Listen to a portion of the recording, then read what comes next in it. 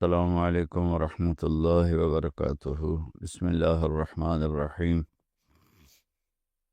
میرے محترم بھائی بہن، بچے بچیاں، سننے والے، رمضان کی آمد ہے۔ ہمارے نبی پاک صلی اللہ علیہ وسلم رجب سے دعائیں شروع کر دیتے تھے، جیسے پچھلا مہینہ رجب، اب یہ شعبان، آگے رمضان۔ اللہم بارک لنا فی رجب و شعبان وبلغنا رمضان۔ یا اللہ ہمارے رجب اور شعبان میں برکت عطا فرما، اور رمضان کا مہینہ ہمارے نصیب فرما۔ یہ صرف ایک ایسا مہینہ ہے جس کی آپ تمنا فرماتے تھے کہ یہ اللہ تعالی ہمیں نصیب فرمائے۔ اور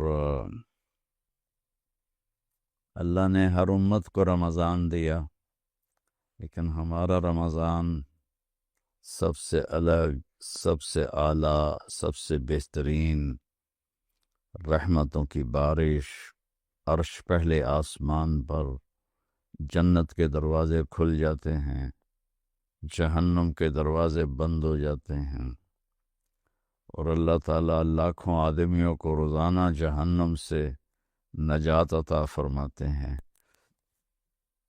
تو دو فرشتے پورا رمضان اعلان کرتے ہیں کہ یا باغ الخیر ابشر و اقبل، اے نیکی کرنے والے تمہیں خوشخبری ہو اور آگے بڑھو۔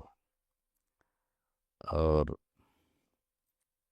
دوسرا فرشتہ اعلان کرتا ہے یا باغ الشر اقصد و ارجع، اے برائی کے پیچھے دوڑنے والے بس کر اور واپس آ جا، اپنے اللہ کی طرف لوٹ کے آ جا۔ اور اللہ کی طرف سے بھی روزانہ اعلان ہوتا ہے حل من طائف اتوب علیہ، کوئی ہے توبہ کرنے والا تو میں اس کی قبول کروں۔ حل من سائل فاعطیہ، ہے کوئی مانگنے والا میں عطا کروں۔ حل من مستغفر فاغفر لہ، ہے کوئی استغفار کرنے والا، معافی مانگنے والا، میں اسے معاف کروں۔ فرض 70 فرض کے برابر ہو جاتا ہے، نفل فرض کے برابر ہو جاتا ہے، سارے شیطان قید ہو جاتے ہیں۔ یہ ساری چیزیں پہلی امتوں کے لیے نہیں تھی۔ ساری مخلوق، چیونٹیاں اور مچھلیاں بھی روزہ رکھنے والوں کے لیے دعا کرتی ہیں۔ پھر اس میں اللہ نے تراویح کی نماز عطا فرمائی جو کسی امت کو نہیں عطا فرمائی۔ تراویح تو بعد میں نام پڑا ہے، اصل تو اس کا نام قیام اللیل تھا۔ تو اس کا اہتمام کرنا اللہ کے ہاں انتہائی پسندیدہ ہے،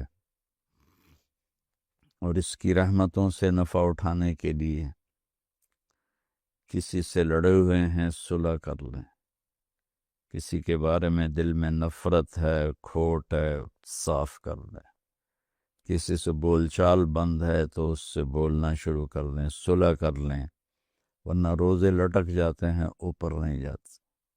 ماں باپ کا نافرمان، شراب پینے والا، رشتہ داروں سے لڑائی جھگڑے کر کے بائیکاٹ کرنے والا، اور کسی کے بارے میں دل میں دشمنی پالنے والا، یہ چار آدمی رمضان کی رحمتوں سے محروم ہو جاتے ہیں۔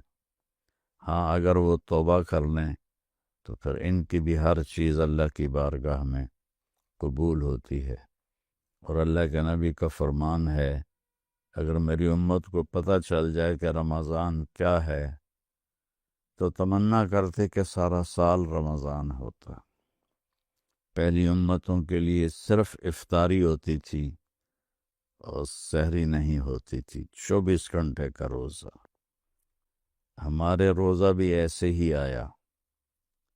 تو ایک صحابی ہیں قیس بن سرمہ رضی اللہ تعالیٰ عنہ، وہ اونٹ چراتے تھے، واپس آئے اور بیوی سے پوچھا افطاری کا کچھ ہے؟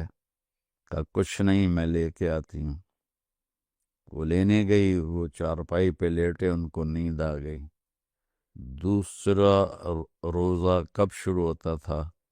اگر سورج ڈوبنے کے بعد کسی کو نیند آ جاتی تھی تو دوسرا روزہ شروع ہو جاتا تھا، اور تھوڑی جب تاخیر سے لیٹ آئیں تو وہ سوئے پڑے تھے تھکن کی وجہ سے، تو انہوں نے کہا ابن سرمہ ہلک تھا، سرمہ کے بیٹے تو ہلاک ہو گیا۔ ان کی آنکھ کھلی، کیا ہوا؟ کہ اگلا روزہ شروع ہو گیا تو سو گیا تھا۔ تو ظہر کی نماز میں گئے مسجد تو بے ہوش ہو کے گر گئے، تو آپ نے پوچھا اس سے کیا ہوا؟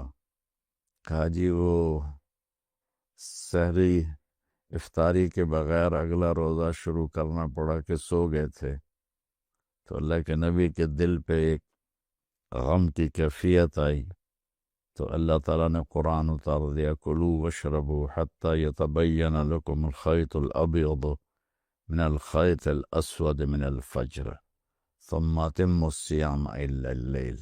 میرے محبوب، آپ کی تکلیف نہیں دیکھی جاتی، ہم آپ کی امت کے لیے سحری بھی حلال کرتے ہیں، افطاری بھی حلال کرتے ہیں، جب تک صبح و صادق ظاہر نہ ہو کھائیں پئیں، بیویوں کے پاس جائیں، سب حلال ہے آپ کے لیے۔ اور سحری کھانے کو اجر قرار دے دیا، ان الملائکۃ لیصلون علی المتصحرین، سحری کھانے والوں کے لیے فرشتے دعا کرتے ہیں۔ تو اس میں یہ جیسے یہ کاروباری لوگوں کا سیزن ہوتا ہے تو اندھا دھند کام کرتے ہیں، یہ سیزن ہے اللہ کو منانے کا۔ اس میں پھر اللہ کے نام پہ خرچ کرنا بھی ایک بہت بڑا عمل ہے۔ ویسے تو زکوٰۃ ہے، صدقہ ہے، خیرات ہے، سارا سال دی جا سکتی ہے، رمضان میں دینے کا فائدہ یہ ہے کہ فرض زکوٰۃ کا 1 روپیہ 70 روپے کے برابر ہو جائے گا، اور نفلی صدقے کا 1 روپیہ فرض روپے کے برابر ہو جائے گا۔ تو اس میں گزارش ہے کہ اللہ کے نام پر کھل کر دیں، اور اللہ نے ہم سے فاؤنڈیشن بنوائی ہے MTJ کے نام پر، جو اس وقت اللہ کے فضل سے پوری دنیا میں کام کر رہی ہے۔ ہم چھوٹی سی بستی میں رہتے ہیں، چھوٹا سا قصبہ ہے تلمبا، ہم نے صرف اپنے علاقے کے لیے بنائی تھی، اللہ نے اسے دنیا میں پہنچا دیا۔ ابھی بھی 1 ہفتہ پہلے غزہ میں ہمارے ٹرک کھانے کا سامان اور بہت سی چیزوں کا سامان لے کر داخل ہوئے ہیں، ان کو پہنچائی ہیں، ان کی ویڈیو ہمارے پاس آئی ہیں۔ جب بارڈر بند تھے اس وقت بھی اللہ نے ہمیں توفیق دی تھی کہ ہم نے ایسے ذرائع ڈھونڈ لیے تھے جہاں سے ہمارے ٹرک جاتے تھے اور ان کی مدد کرتے تھے۔ ترکی میں زلزلہ آیا، وہاں اللہ نے پہنچایا، مراکش میں زلزلہ آیا، وہاں اللہ نے پہنچایا۔